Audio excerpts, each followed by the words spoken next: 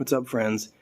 Today I'm going to talk about the basic kettlebell swing and something that I don't think people realize. I see so many people complaining that their hands are getting torn up, all sorts of stuff, on even on swings and things.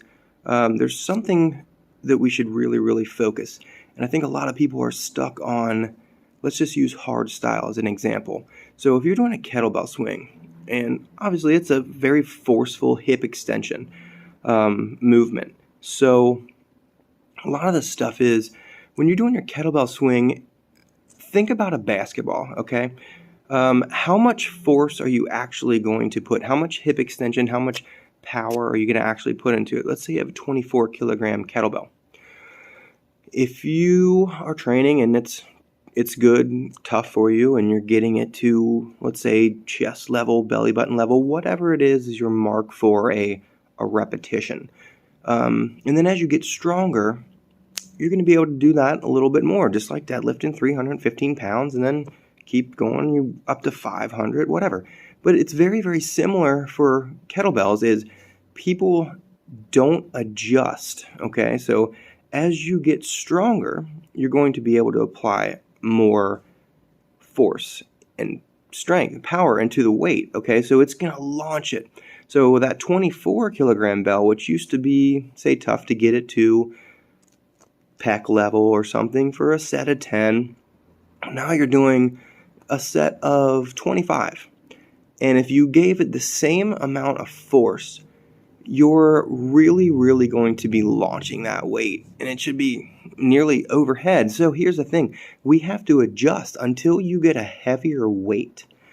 Okay, you have to adjust how much force you're putting into that movement.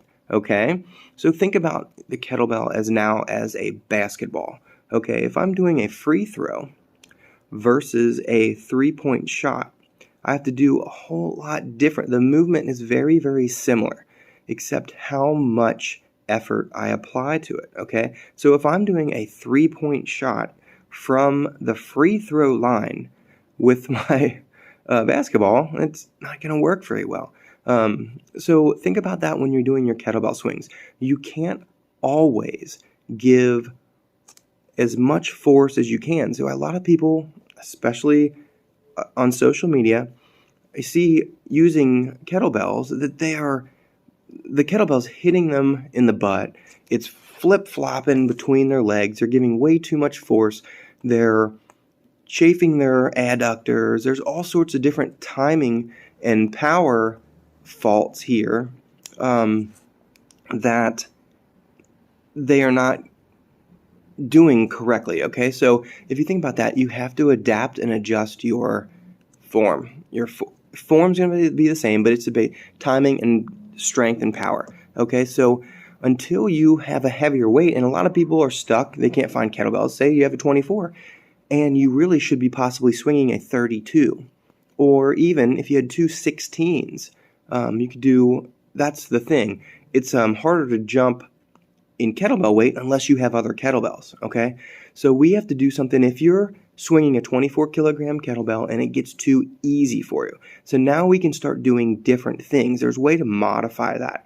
Sometimes you can modify with a thin band that you're putting around the handle and standing on, different things like that. So banded swings are a possibility. The height, you could do one-arm swings, different things like that. But also, if you're used to doing a 24 kilogram kettlebell with two hands, then all of a sudden you go to one-arm swings with a 24 kilogram, you've 100% increased how much weight you're doing per arm.